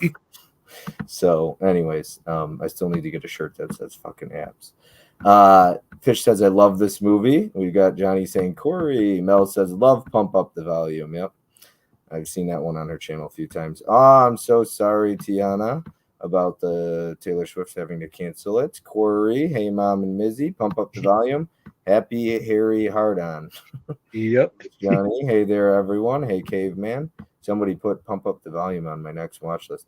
I've seen Pump Up the Volume twice. Whoa, you should have fun with it. I hope I do, Marie. Didn't see it before I met Joe, of course. Hey, Caveman. What's up, Caveman? Did I miss his chat? Eli says, what's up, everyone? Hey, Eli. Yes, a Kino double feature. Indian Summer was a recent rewatch. It's on YouTube, just FYI. I don't have red whatever it is, the red pass or whatever it's called. How it's going, Holland Oates, fucking apps. Corey says fucking apps, man. Yep. Hey Corey, hey Caprice. Anybody who sees Daddy-O will understand that. But yeah. So let's see. Corey said I need to get a T-shirt that says fucking apps. Fucking apps, man. Yep. Let's see, Daddy-O will understand it. Let's see here. Do you want to dive into number 3? Yep. We can move on. Okay. All right. So number 3. Let me find it. It has to be, I think, the second one I watched. Here we go. Number 3. I gave it. I'll get into it. It's going to be Higher Learning, just higher up, but not number 1. It's a number 3 on my list, and I gave it 3.5 stars. This was like border teetered with 4 stars. It teetered with it. It didn't quite get to that level for me, and I'll explain why. You have to shake the feeling the world owes you something. It breeds laziness. I really like that quote. Lawrence Fishburne gives. I think it's a really good quote. I'm going to try and make sure I avoid spoilers. We might talk about this one for a little bit. Let's see here. Vote for you two, don't get married. Did you hear what he said? Terrible. Okay. All right. Let's see here. This is one of the largest young casts I've ever seen. I think at moments it hinders the development or lack thereof of certain characters. Such a huge cast, a ridiculously huge cast, and I think it hinders the character development at times. And I think that really actually hurts this one. And I talked to Mizzy about that, I think, recently, about sometimes when you have such a huge cast, it's a lot of mouths to feed. And it's a lot of egos to fill in a way sometimes, even not so much, but they talk about that in sports, obviously. Is it going to work out? They got 5 all-stars on a team. And it's like, can we really, fill enough development in 20 major A-list actors? So not that these are A-list actors, but at the time they might have been pretty rising stars, I feel like, all right, it's hard to talk about this without spoilers. So I'm going to put spoilers on the screen. If you haven't seen this, honestly, like we might not dive into deep spoilers, but you can't really talk about this movie without spoilers. There's just too much to dive into. So I'm going to put spoilers on the screen really quick. Probably talk about them for 10 or 15 minutes, just a heads up. Maybe 5 minutes. I don't know. I'll take them off when we're done. Let's see here. I feel like Omar Epps' character was constantly feeling like he was owed something, and Lawrence Fishburne was trying to teach him that nothing comes easy, and he would have to outwork people instead of complaining. And so I think I had this conversation with Mizzy a little bit about the movie, and I told him he'd just have to wait for the stream because we'll dive deeper into it. But, Mizzy and I will have a lot of conversations about black and white and racism often, and try and hear each other out. And, we're not always going to agree, but we try to respect each other's opinions, which is the most important thing. And so I talked to Mizzy about that and just his character, but I know I really like what Lawrence, I feel like Lawrence Fishburne was trying to teach him that, like, nobody is owed something. And you've got to work harder, especially as a black man. Like, unfortunately, you do. You just work harder than them. He basically tells him that. Let's see here. Without struggle, there is no progress. That was one of the quotes. I thought that was great. Very shocking conclusion. I really didn't see all that coming. Malik questions if he didn't do this or do that. As I watch it as well, you can see the regret he has for retaliating. But then I also think to myself, would I do it? So you remember so this is a huge spoiler. If you're still listening, like, mute us before I dive into this. I'm going to give you 3 seconds. But when she dies, my jaw dropped, bro. I was they can't see you. You're only your neck. You gotta lower your head so that they can see you. There you go. And this way, there you go. Yep. So this is my dad. Hello, Dad. Here. Yep. This is Stacy. He lives in we met up last year. So you're awkwardly just gonna stand there? Yeah. Okay. All right. You guys finish off. Okay. Yeah, about a half hour left probably. What? So but yes, Omar Epps, when his girlfriend dies, I was absolutely shocked. it threw me, and that's Tyra Banks, by the way, who looks really good in Yep. it. Shout out to Halloween Resurrection. That's her best movie, right? I'm joking. Okay. But yeah, I was really shocked. And I think you could see that he's like wondering, if I didn't do this or do that, like, would this have happened? And you could do that all day. And I thought Omar Epps delivered a very good performance, very compelling. The power that people have over others, I wrote on, especially with the Nazis and the racism and everything like that. Cole Hauser is such power over Michael Rappaport's character. The power that people have over others, unlearn at the end. I had to Google like what that meant, and I was excited to talk about that with you. Even so when you see that unlearn, and I think if you Google it or you talk to a lot of people like I did, they talk about like forget what you thought you knew, essentially. Yeah, exactly. Yeah. And I thought that was a really interesting quote that could have a really good conversation. Good movie, very powerful, and a lot more heavy than I was expecting. The movie is a bit messy to me, and I think it just tries to cover too much because there's rape involved in this movie. There's a lot to cover, and they don't quite dive deep into all the topics that they could have. And I think it just tries to cover too much, and for that, the movie slightly suffers. Still a very good movie, but it's just a bit messy, and that's why it went from a 4 to a 3.5 for me, because too many characters don't get their time, I guess, and they just felt irrelevant. Very ahead of its time and still relevant today, if not even more relevant today, unfortunately. I don't feel like many of us in our society learned a damn thing from what this movie is trying to teach us. Yeah, that's my one takeaway from rewatching this. I saw this in the theater, and then I probably watched it a couple of times when it first came out on DVD. This is the first time I've watched it since then. And that's like the thing that stuck with me, is how insanely topical this movie still is. Yeah. For being, what is this? What year did this come out? Was it 98 or 97, 96, 96, 97, or 98? I'm going to go with. Yeah, for being how old it is, how very topical it is. I can see your point too about just a lot going on, but I look at it, it's trying to depict college life in that time, so I kind of see how they're trying to show all these different groups and all these different parts of the college life. This cast, like you said, this cast is just mind-blowing. And a lot of them, I mean, there was a lot of them some of their pretty early roles. I mean, and this is John Singleton, so that's why you got Ice Cube in this. Busta Rhymes is in this. Jennifer Connelly, Christy Swanson.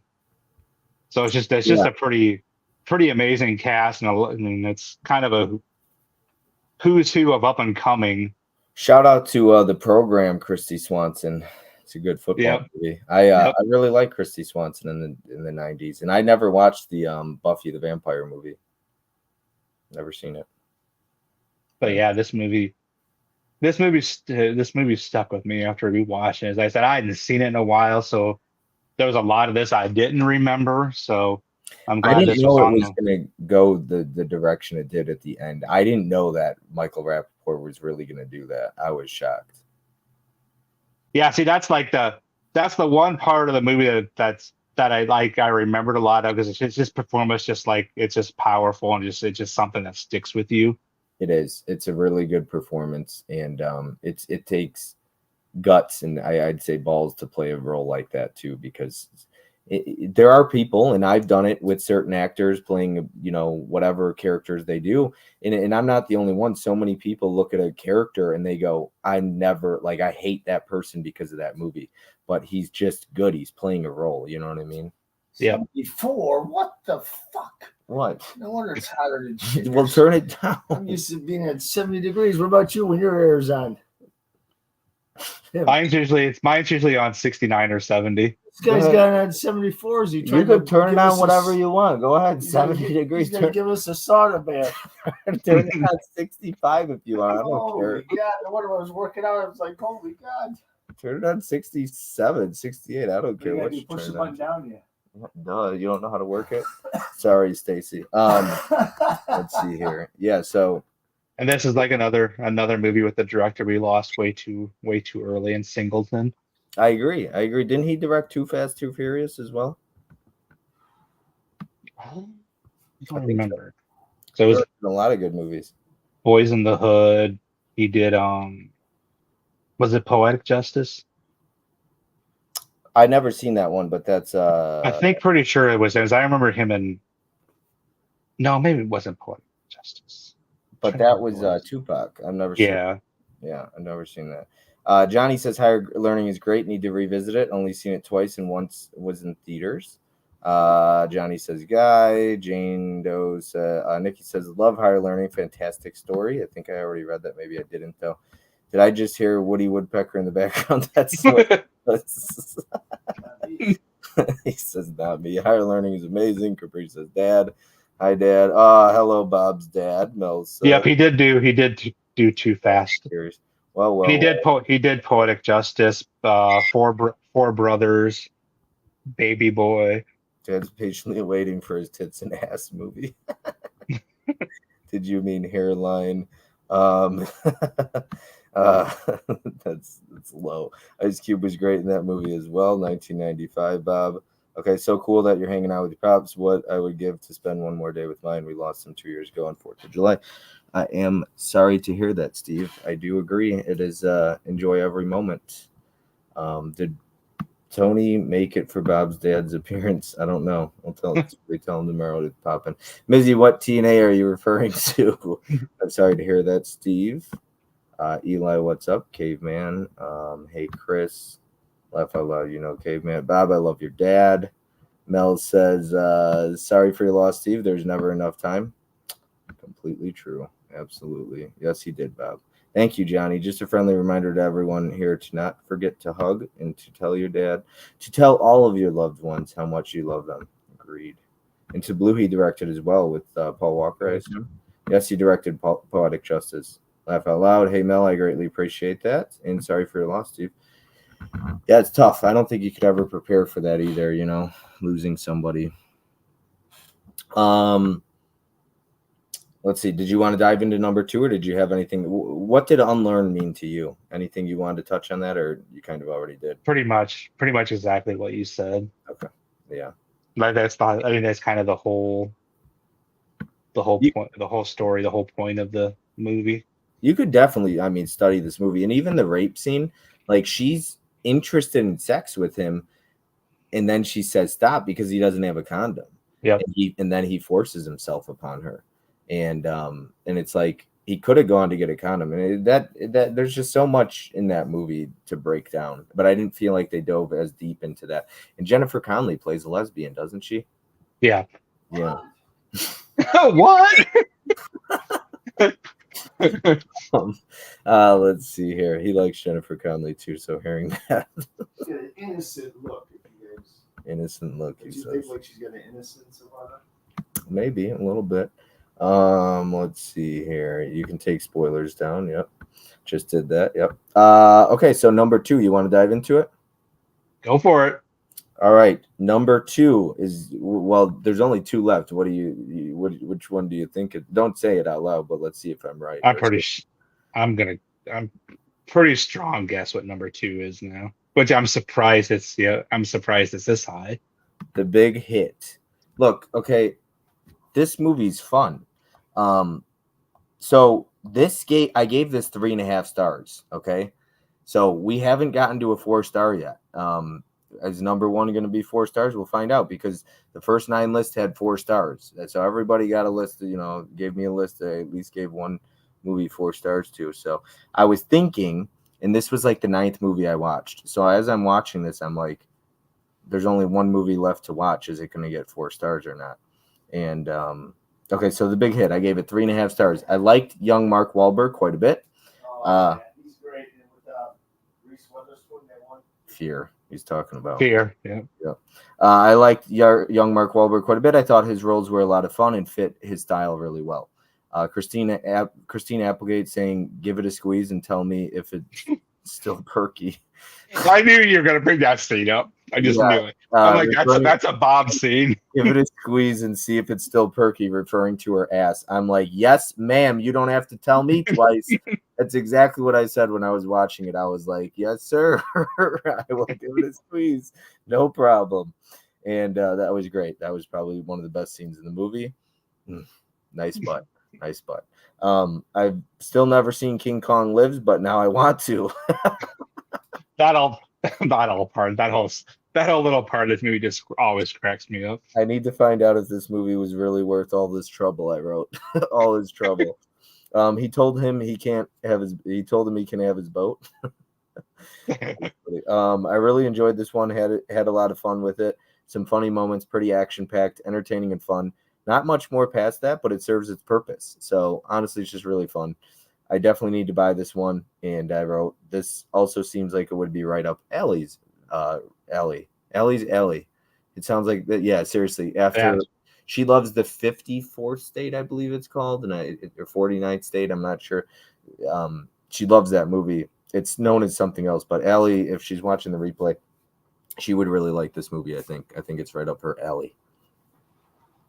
Yeah, this movie, like you said, it's just fun. It's another one. It's like Indian Summer. It's just a fun movie. It's something that's very rewatchable. This cast is just fun.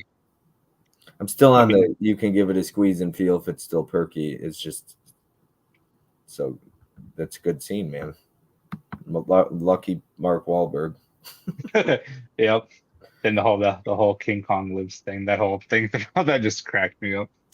Johnny says had a blast with Big Hit. The Big Hit is fun, as he says. Christina Applegate with hard eyes. So the most important thing we have learned today is that Bob is an ass man.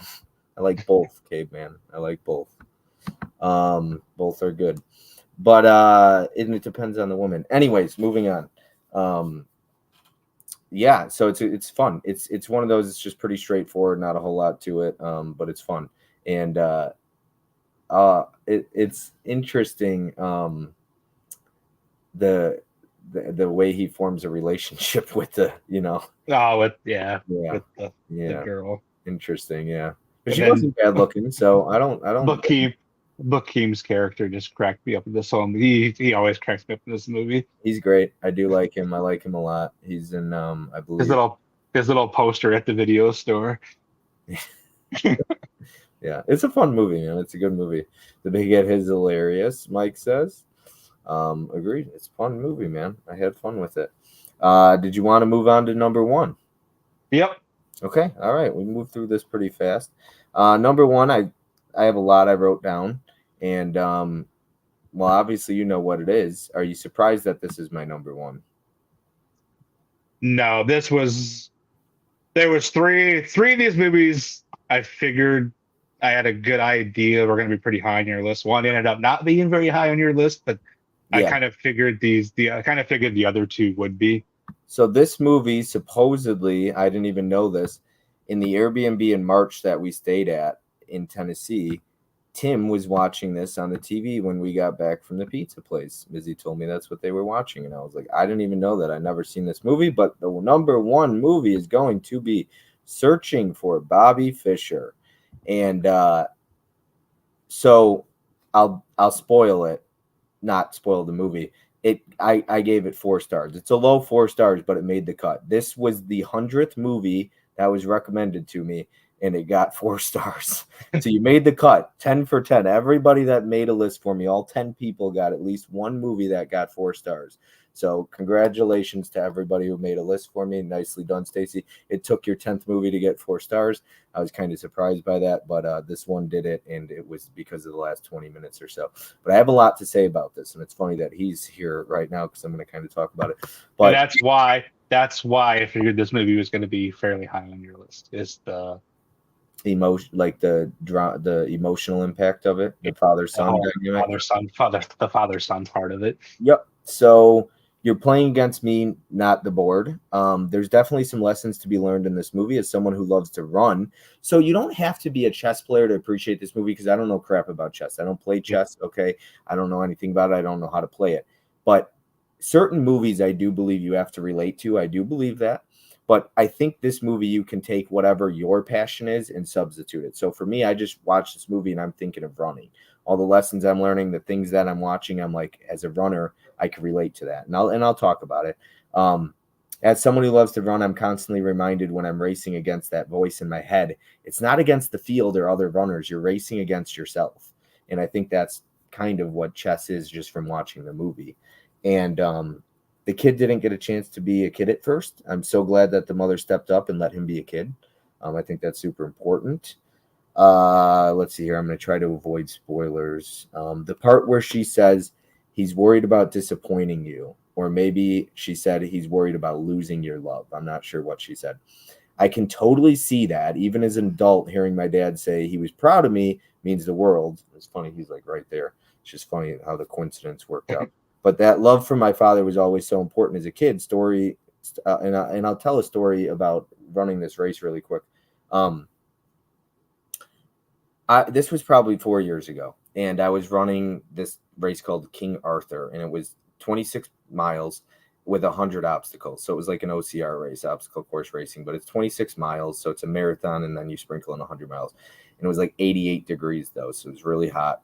And you do 3 laps. And so the third lap is like 8 miles or 9 miles. And I got to the third lap and I was absolutely just dying. I was in last place, which didn't matter, you know what I mean? But yeah. I didn't know if I could finish this race. And I thought back, and I think sometimes, you got to think about the times you failed and what that meant to you and how much it hurt. And I thought back to a race that I quit 6 years prior. And I just remembered that feeling and I didn't want to quit. But to get to my point is I finished this race, came in very last place, okay?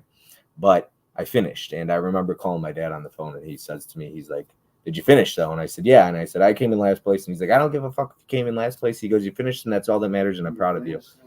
And I think that's important, just to hear that, hey, I'm proud of you. You know what I mean? Just to let you know. And that's what the kid in the movie was looking for, his father's love, that, hey, he was afraid of disappointing his father, of letting his father down, of losing his father's love. And I could relate to that. I think any son can. You put pressure on yourself. They try to please their dad. I think a lot of kids do. Yeah, for sure. So I don't think you have to be a chess player to appreciate the movie, but it always helps to be able to relate. I've never played chess, and I have no clue how to. He was a good kid. He didn't want to hate his own opponent like his coach was trying to force him into, I don't think you have to. I think you have to have a killer instinct. I agree. Yep. In any sport, but you don't have to hate. You know what I mean? Like Michael Jordan had a killer instinct, but he still shook hands at the end of a game. You know what I mean? That's like what his mom in the movie is like, when she's talking about that stuff and how he wants to win, but she said he's just different because he's decent. Yeah. And he wanted to play with the people on the street, like Lawrence Fishburne. And his coach is telling him, you got to stop playing against them. They're street players. Glad to see the coach came around. I don't want to spoil it, so I'm going to put spoilers up here just in case there are some spoilers. Glad to see the coach came around at the end. He told him he was proud of him. I think as a kid, that's what they need to hear, that they're loved, and no matter what, we're proud of them. Excuse me. Excellent movie. And like I said, I'd probably appreciate it even more if I played chess, but I still think it's easily enjoyable, and it gives me that little bit of emotion that I love in a movie. The last 20 minutes or so is excellent, and put it just over that top of the 4 stars for me. This is a long paragraph I wrote. It is interesting concept to discuss because as I hear that the coach talk about Bobby Fischer and what he went through to become the best, he woke up thinking about chess and went to bed thinking about chess. It consumed his life to be the best, and he was. But is it worth it? I wrote. The pursuit of being the best oftentimes comes with a price. You look at Kobe Bryant, okay? And this is perfect because you're a sports guy, so I can have this conversation with you and you'll understand it. You look at Kobe Bryant and how he studied the game. He studied other players. He watched them. He outworked everyone. He woke up. He practiced harder than everyone. If you woke up at 5, he was waking up at 4. He talks about that all the time. You woke up at 4, he was waking up at 3. If you got to the gym, he was staying longer than you. It didn't matter. And he woke up and practiced harder than anyone and was obviously one of the very best to ever play the game. I love Kobe and how hard he worked. And in my pursuit of being the best, personal trainer at one point and runner that I could be, I would oftentimes try and mold my mindset around the way Kobe thought. And I think that comes with a price. It's an interesting discussion because at that age, but he was a good kid and he was still great at chess, but he wanted to be he didn't want to be mean or hate his opponents like his coach tried to teach him. He cared and wanted that to come first. Can we do both? I wrote. So I think that's what I really liked about the movie is you can kind of break it down and really think about it like that pursuit of being the best. And it comes with a price in a way, you know what I mean? And hating, having to hate your opponents and stuff like that and sacrifice things. Is it worth it? And I guess for some people it is, for some it isn't. It just depends. Then it's also good seeing his dad come around. His dad gets so tied up in how good he is because he wasn't good at anything like that, and he got so tied up in it and wanting. Yep, absolutely. Just a ton of heart in this one. Really likable kid. We are supposed to love the game, right? What happens when it's not fun anymore? I wrote down. As a Mavericks fan, Luka talked about how they had to get back to having fun in the playoffs. The way they first played throughout the playoffs, just have fun. I can relate it at times, as a, obviously, like, I brought up the Mavericks, but like, you'll hear players talk about that like he did. Hey, we got to get back to having fun. And I think sometimes you see that players just trying too hard or whatever it might be, they forget to love the game. Yep. And you see him, he gets so good that it's not fun anymore, and he just starts to lose. He just loses. Yep. Yeah, you got to have fun. I think you have to find that passion. And I think for YouTube, you could say that even, when it becomes not fun anymore, I've talked to people about that. Like, I think maybe it's a movie or something like that once. He says, when it stops being fun, I'm done because I don't want to play it to the ground. Like, I don't want to just beat it into the ground. I don't want to play it when it's not fun. I want to stop before I stop having fun. I always want to make sure it's always fun. The more that I write and even think about the movie, I appreciate it even more. I might not play chess, but the movie can be very relatable for anyone that has ever had a love for sport or competing. And when we see the kid allowed to have fun, and when he doesn't feel the pressure of his father to earn his father's love, he just has fun. He's relaxed and doesn't have the pressure of having to win to earn his father's love. He's free and he enjoys it again, and he's at his best. Yep. So that's everything I wrote down. Yeah, this is another movie that's got this cast is really good. Yeah. And you see a lot of Ben Kingsley, he plays that character really well. Mm-hmm. Then you see some people like Tony Shalhoub shows up in this movie briefly. But the kid is a standout in this. I don't know if he went on to do anything really after this movie, but I mean, this is a pretty strong legacy to have for a movie if this is about the only thing he did. Yeah. I'm going to take spoilers off. But yeah, I liked it, man. This is my number one. So it's almost 10:30. Yeah, we're almost done. But yeah, number one for a reason. Number 4 stars. So this is another one that avoided. It doesn't have an American release on Blu-ray, but it did finally just very recently got an imprint. So if anybody's looking for it, I remember seeing that, but I didn't even know anything about the movie. It does got some. I mean, it's got some decent bonus features. It's got audio commentary. It's got a new 2023 featurette. Yeah. Caveman says wasn't the big hit around the time he did his big underwear ad with Murky Murk. You'd have to ask Tiana that. She would know. Another great I'm sure it probably is. Great movie, Mizzy says. Searching for Bobby Fischer is a great one, Corey says. Such a great movie, Marie says. Own the video cassette and have the Paramount family favorites line. Wow, flashback movie, Draculina says. Caprice. Yo, Corey. What's up, guys? Ken says. Hey, Ken. Hey, Chris. Hey, Ken. I see that Chrissy got gifted one of those memberships as well, and so did Caveman. Hey there, Ken. Hey, Ken. What's up, Ken? Ken. Hey, Ken. So Ken's in the chat. What's up, Ken? Yeah. Anything else you wanted to say on it? I think you did a pretty good job with this one. Like I said, this is another one I used to watch this movie a lot, and this is one of those when the first time I watched this, I had no idea what it was. I thought I was going to watch a Bobby Fischer movie. I thought that's what it was about initially. Yeah, and I mean, I do like how they put that in the movie, so you get some feedback and some background about Bobby Fischer. But yeah, they don't search for Bobby Fischer at all. Did you like this one? Yeah, because it wasn't about. He didn't want him to hate other people. Yeah, it's a good one. Yeah, I figured he'd seen most of these movies. But yeah, big fan of this one. Let's see here. Did you want to dive into the next topic here? Now that we're done, you would give your prediction of what you thought I would give from 10 to 1. Okay. Let's see here. I'm gonna go number 10. I thought was going to be The Thing Called Love. Mm. Number 9 would have been Beautiful Girls. Mm-hmm. So that puts us at 8.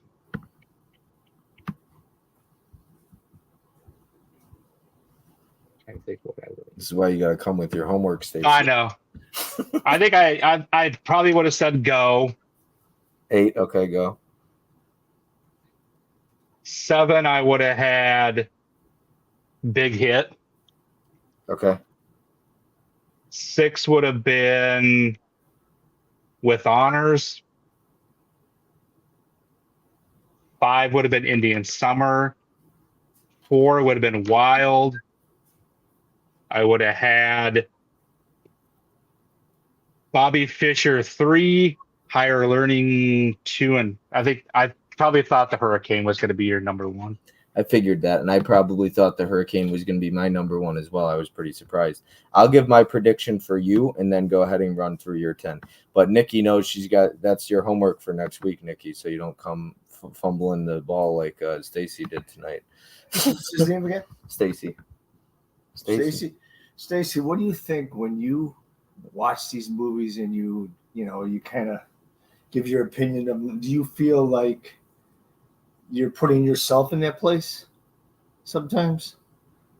I wish you could see his face right now. Here, yeah, at times, yes.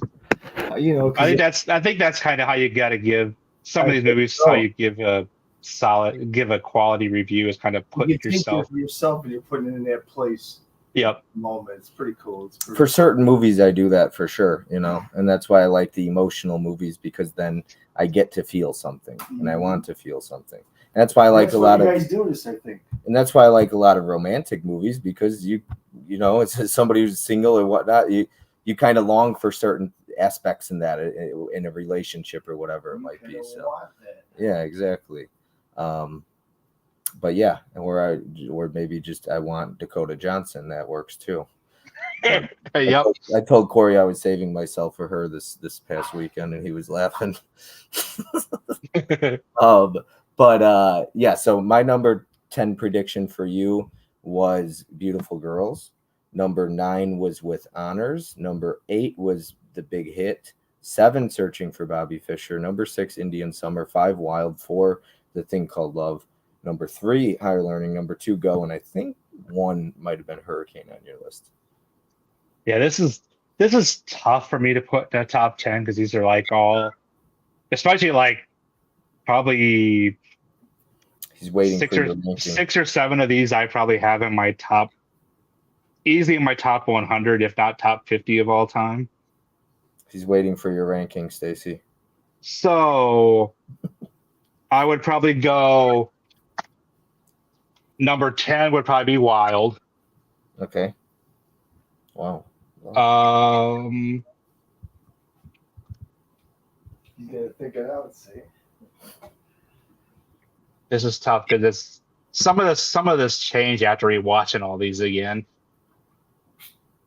I would probably go With Honors at number 9. Big Hit at 8. I would go probably Beautiful Girls. What am I at? 7 or 6? Yeah, 7. Beautiful Girls at 7. Thing Called Love at 6. Indian Summer at 5. Go at 4. Bobby Fischer would have been 3. Higher Learning 2. Hurricane 1. I was right about Hurricane. Yeah, that's pretty high on my. Yeah. Let's see here. Laugh Aloud Pop's killing me. Already done, Bob Jane Doe says. I cannot wait for my stream next week with Nikki. I'm so excited. Can't wait till next week, Mrs. Jane Doe. Bob wishes he had Dakota in his taxi like chained. 100 minutes in, and Bob finally mentions Dakota Johnson. She's been mentioned. Some Mizzy, say Mizzy, very interested to hear Bob's thoughts. The Hurricane is an excellent movie. What's up, Kenny? While Dakota Johnson may be more accessible after her Madam Web debut. I still got 5 movies left to watch on Nikki's list, which is nice because it'll be fresh. You know what I mean? Kind of like these 10 were for you. Would I recommend this list? Absolutely, 100%. I always do. It'd be rare unless I hated every single one, and even then I would. Would I buy these? Yeah, a lot of them I would, and I if they weren't out of print or on Blu-ray, I would have bought some of them already. What would I rate your list? I think I'd give your list 3 stars. A lot of 3.5s in there. There's a couple 2s, I think, and a 2.5. I think a couple 2.5s, a good amount of 3s. I'm giving your list 3 stars. I can't give it a 3.5. I'm going to give it 3. I was surprised because honestly, something that I'm going to do to people that are watching, I don't know if I'm going to do it live. Chime in the chat if you want to see me do it live or just to do a video on it. I'm going to make a video or do it live where I rank all the 10 recommendations, the list that were recommended to me. I'm going to rank number 1 through 10. I'm going to rank 91 through 100. I'm going to rate everybody's lists. I'm going to rank them, and I think it would be a little bit fun to do. And talk about them a little bit. So I'm going to do that. I don't know if I'm going to do it live, but now that I went through 10 lists, I'm going to do that. So, and every single list got 4 stars. So I think it'll be fun. I'm going to go through how many stars each list got, so on and so forth. So that is everything. Let me catch up with just the one little chat here. Do it as a live stream, Bob. I think it would be fun. Do it for a live stream. I probably will do that. I think it would be fun. Some kind of like spin-off of this, but I think it'll be fun. So I'm going to do that, and I'm going to come with all these different stats, and I'm going to rank all your. You should put it out there for the chat to vote, your followers to vote on to who had the best list. Have your followers rank the list from 1 to 10. That would be so much fun. That would be so much fun. It's hard to do because you can't create a poll for 10 different movies. So, but it would be a lot of fun. I could reach out to everybody individually. Maybe I'll do that. So don't be surprised. I really like that idea. Don't be surprised, Mizzy and Johnny and so on and so forth, if I reach out to you guys and have you rank each list individually 1 through 10. I think that would be a lot of fun, and I'll give their rankings, or I think that's fun. I think that's a lot of fun. Do it. Yes. Live. You could do it with everyone returning. I could do it with everyone returning too. I can't because there's 10 people and there's only 10 spots on StreamYard, so it wouldn't be possible. But he says, "Damn good idea, Stacy." Well, Mizzy's going to rank his list number 1, and so on and so forth. You and so on and so forth. But yeah, we'll see. I got some ideas. I think it would be pretty fun to do that and stuff. I like the idea of doing it live and having other people join, but we'll see what I do. And then everybody's given a second list, so I think that's fun. But that's everything, man. Hour 45 in. He's ready to watch some movies. I think he wants to. I don't know what he wants to watch. Maybe somebody in the chat could recommend something. He usually likes movies that are really violent with a lot of gore and the good-looking women. He's like me. Needs some good eye candy. So I usually try to pick something like that. And then I end up picking an addiction movie. He's like, what are we watching? So, but Corey says, thanks, Bob and Stacy. And yeah, the thing about YouTube and live streams and taking breaks and stuff like that, I like doing these because maybe it's selfish, but it's my channel. I like doing these because it's not a ton of work. I enjoy putting my thoughts into it, kind of like he said. That's why we like doing these streams and stuff. He could even see that. And so I like ranking movies. I like watching stuff I've never seen. I like all that stuff. And so it's a lot of fun. Yeah. But yeah, anyways, Bone Tomahawk, Start Driving Mike. There's one on my list that fits Dad's taste, Bob. I think we'll talk about it next week, Nikki. But I called my dad after a couple of the movies I watched on your list. Great list, Stacy. A lot of throwbacks I want to revisit. Great stream, guys. Great stream as always. Good night, everyone. So, yeah, I'll let we'll get out of here, and we'll probably find a movie to watch, him and I. But I'm going to give you a list of recommendations. We'll try and do that backstage really quick. Okay. And I'll let you take it away though. Talk about your channel and where they can find you. And I know you got kind of getting back into live streaming soon here. So Yep. So you guys can find me on Instagram. I'm working on getting back to doing the YouTube thing. I think I'm like 9 subs away from 500, which is kind of surprising because I haven't done a lot on here recently. But trying to get back into that. So be on the lookout for that. My work schedule was just getting adjusted to that. I changed jobs and then got transferred at the job I took. So getting all that stuff under control now. So as far as those two, Instagram here, I've got some live streams coming up. I'm going to be on Huck's channel next Tuesday for 90s trivia. Then I'm going to be on a week from Sunday. I'm going to be on Corey's channel for the Beverly Hills Cop Watch Along. And then I think me and Corey tentatively got something scheduled for August for, I think, his movie club. Yeah. I saw the big watch along on Corey's channel. Yeah. So with that being said, we're going to get out of here, but be sure to tune in next week. Seriously, it better break the internet next week. My stream with Nikki, everybody here right now, spread the word, make sure to pop in. She's making her live stream debut, YouTube debut. And then the week after that, I've got Joe on my channel. So that should be fun as well. But I'll try and schedule a live stream sometime soon about the mixing and everything like that. We'll see what I do. Maybe I'll try and do it before I get Nikki on, since she would be the 11th list. Maybe I'll try and do it sometime this weekend or something. We'll see. Monday. I don't know. We'll see. Maybe Monday. Anyways, I will talk to everyone whenever. Have a good one. See you next week. And I'll talk to you backstage. Thanks, everyone. Yep. Yeah. Thanks for hanging